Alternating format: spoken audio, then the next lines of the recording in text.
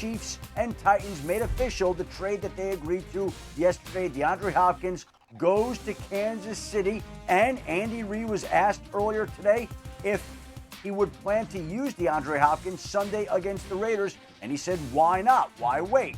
And the idea is for Hopkins to be out there making his Chiefs debut Sunday against the Raiders team. And also, the Chiefs placed Sky Moore on injured reserve due to a core muscle injury. So they get DeAndre Hopkins.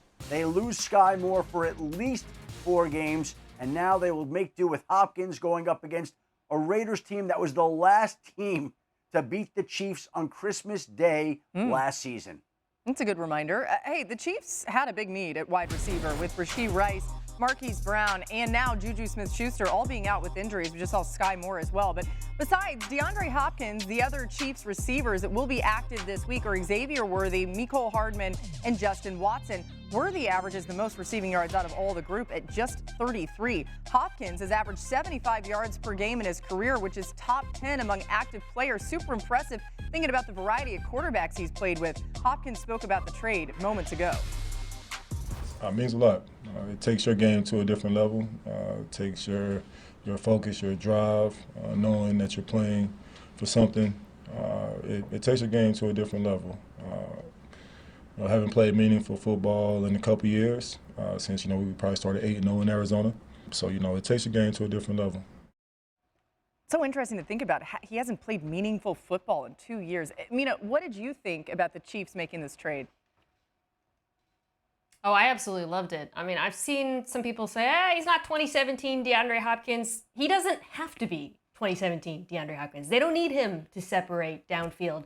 They need him to use his veteran understanding of leverage and spacing to get open versus zone coverage. They need him to use those unbelievable hands of his to catch the ball and move the chains. I think RC back to how Juju Smith-Schuster was used in 2022, which people forget, but he put up over 900 receiving yards in this offense. Yeah. And a lot of it was, I think, similar to how I would use Hop in breaking routes, slants, shallow crossers in high traffic areas. He is completely capable of doing all those things and adding a much needed element to this Chiefs passing attack.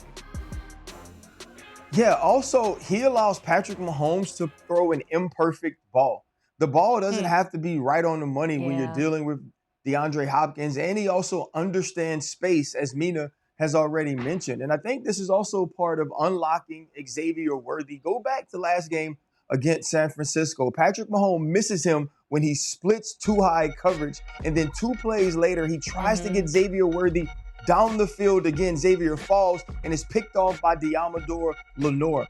When we saw Juju Smith-Schuster go out, it was because we knew that he was going to be the guy that replaced some of the crossers that you would miss. Now I think DeAndre Hopkins can do that, but why not work Xavier Worthy in those same sort of spaces? And I think this isn't just, okay, DeAndre Hopkins, I want you to come in and be the guy. Is DeAndre Hopkins come in and fill a space? And now let's also expand on what everyone else is doing on this team as well. The Ravens team has been unbelievable, especially in the run game. They've rushed for 1,476 yards this season, tied with the 2006 Falcons for the 3rd most through 7 games over the last 50 seasons.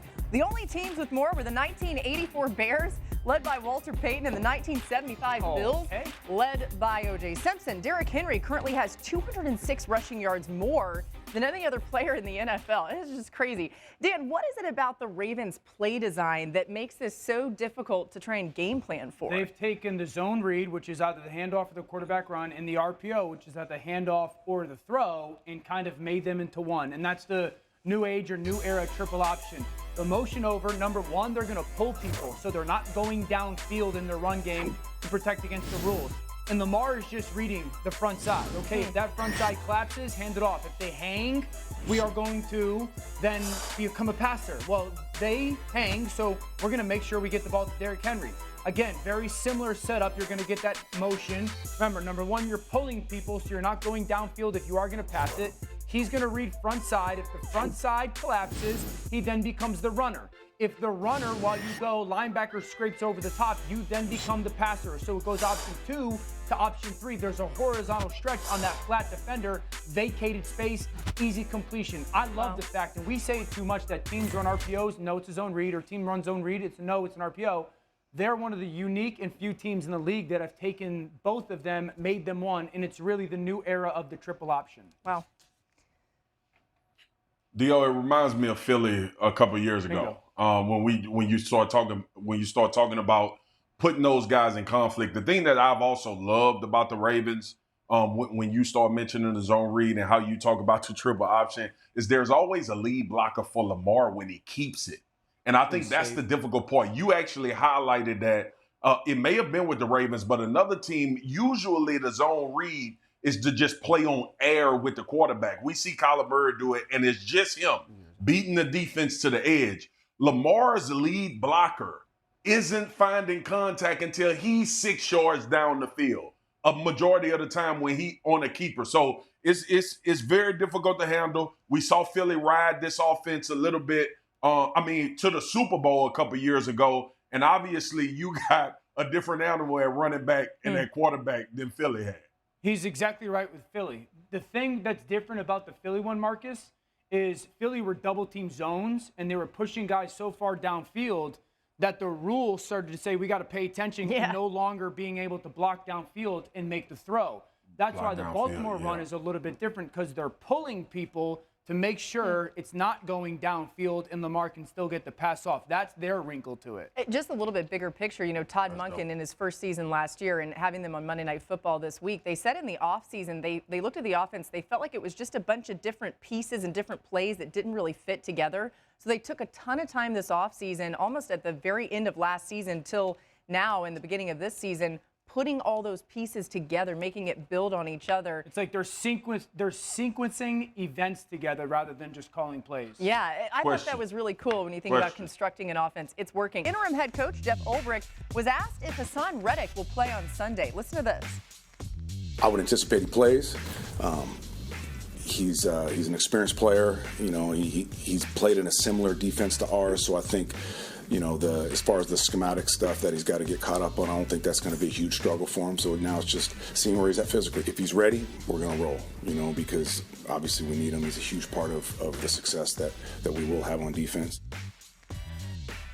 All right, Marcus, how can Reddick best help set up this Jets defense when he returns? Yeah, Boogie, how many negative plays can he create? Obviously, we talk about Hassan Reddick sacks, but a lot of times he knives in, he stunts into some runs and tackle for losses as well.